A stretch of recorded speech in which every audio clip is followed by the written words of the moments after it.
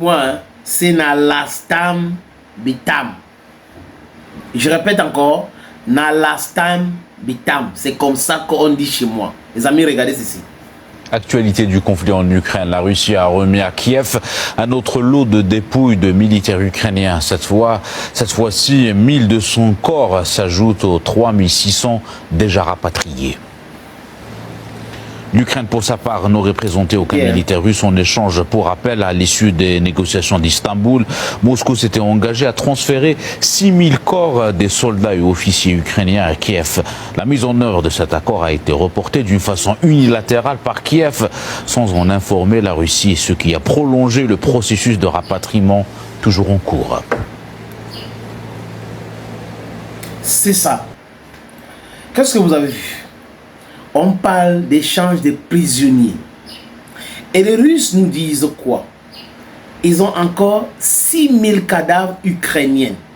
Ils disent 6000 cadavres ukrainiens. Et lors de ce premier échange, les Ukrainiens n'ont pas eu même un seul soldat mort russe en échange. Donc en fait, les Russes sont en train de leur donner les cadavres. Et pourquoi ça fait très mal? C'est parce qu'il faut dédommager les familles.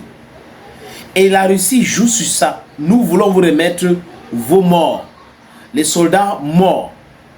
Et là, ça fait quoi? Ça casse le dos aux mensonges et aux manipulations qui viennent de l'Occident. Les Occidentaux ont toujours dit dans les médias, la Russie est en train de perdre 1000 militaires chaque jour. 1000 militaires chaque jour. 1000 fois 10, c'est combien? C'est 10 000. Fois 30, c'est combien? C'est 30 000. Fois un an, fois... Donc ça veut dire que la Russie ne devait pas avoir des militaires. Mais la Russie vous dit, ok, voilà vos soldats. Et en retour, vous n'avez rien à faire. Vous ne donnez rien.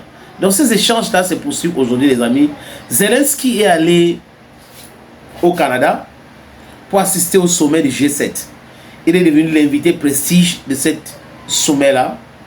Mais seulement aujourd'hui, on a vu que les pays du G7 ne représentent absolument rien. Économiquement, les gars ne représentent rien. Je vous ai dit que les histoires, quand on vous dit les pays les plus industrialisés dans le monde, c'est les anciens pays les plus industrialisés dans le monde. Vous ne pouvez pas être ancien, après vous croyez que vous êtes toujours. Non.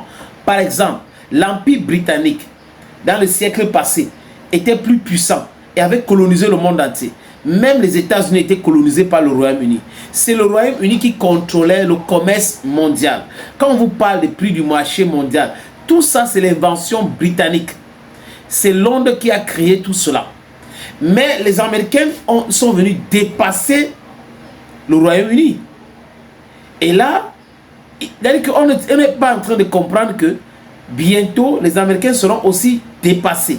Et les guerres illégales que les gars sont en train de mener aujourd'hui sont en train de pousser le monde entier d'appuyer vite pour que les États-Unis soient hors jeu. Les Américains doivent savoir qu'il y a eu l'Empire romain. Il y a eu l'Empire égyptien, donc l'Afrique a contrôlé le monde. Comme je vous le dis, les amis, j'ai dit très souvent dans mes podcasts, le nom Europe, c'est le nom d'une femme noire africaine. Donc c'est nous qui avons donné, le nom de l'Europe. Anyhow, le formule. Donc on a donné ce nom-là. Nous étions les premiers habitants de l'Europe. Les Caucasiens sont venus, comme ils sont belliqueux, ils nous ont chassés.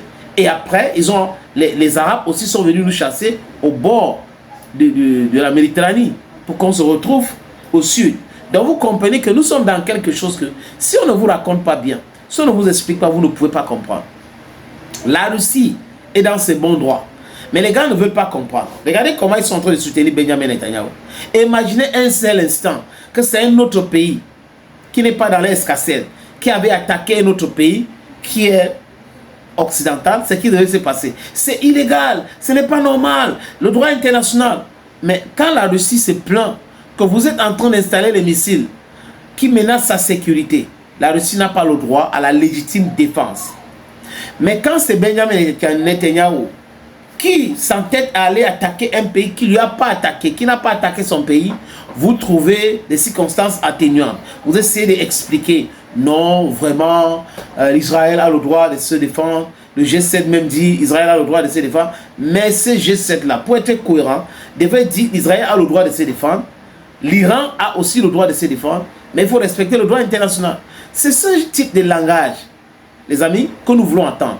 Mais seulement, ils ne sont pas là-dedans. Ils ne sont pas dans cette construction. Ce qui les anime, c'est comment créer des problèmes beaucoup plus aux autres et se protéger. Donc, leur club d'amis, on se protège entre nous et on crée des problèmes ici, on crée des problèmes là-bas. Et ça, vraiment, on est fort, on est plus fort. Mais non, comme je vous parlais du G7 aujourd'hui, on a quel pays? L'Italie, la France, l'Allemagne, le Canada, le Royaume-Uni, les États-Unis et le Japon. Parmi ces 7 pays, le seul pays qui a condamné l'attaque de Benjamin Netanyahu sur terrain, c'est le Japon. Le Japon a été très clair. Ça viole les conventions internationales et le droit international. Mais les autres sont dans l'hypocrisie. Les amis, la Russie est plus riche que la France. Comment se fait-il que la France fait partie de 7 pays les plus industrialisés? L'Inde est plus riche que la France. La Chine est plus riche que la France. Donc voilà ces pays qui viennent de citer, les 3 seulement. L'Inde, Russie, Chine. Ils ne font pas partie du G7. Et on nous parle des pays les plus industrialisés. Vous croyez qu'ils sont sérieux? Non. Maintenant, les images que je vous ai montrées tout à l'heure, où ce petit reportage a ouvert ou a détruit le mensonge des médias mainstream en Occident, qui ont tué tous les militaires avec la bouche. Les militaires russes avec la bouche. Ils ne sont pas forts. Ils n'ont pas de missiles. Ils n'ont pas ceci. Ils n'ont pas cela. Alors que c'est les Ukrainiens qui subissent. Donc quand Donald Trump dit il faut qu'on arrête avec les morts, il avait raison. Quand J.D. Vance dit que vous ne contrôlez rien, M. Zelensky, vous ne pouvez pas venir ici nous manquer de respect, vous ne contrôlez absolument rien. Nous voulons vous aider. Il avait raison. Il avait entièrement raison. Vous voyez ce que la Russie est en train de faire, non? Odessa. Vous croyez que c'est quoi? On vous dit un mort. C'est le mensonge. Et les Russes, désolé, bombardent les installations militaires où se cachent les mercenaires. Et à Kiev, ils ont frappé Kiev. Et les amis, la façon qu'Emmanuel Macron a parlé, je suis sûr qu'il y avait des mercenaires français là, dans les bâtiments touchés. Et Zelensky, c'est une attaque brutale. Toutes les attaques sont brutales. Toutes les attaques sont brutales. La guerre, c'est la guerre. Si tu ne veux pas la guerre, tu négocies la paix.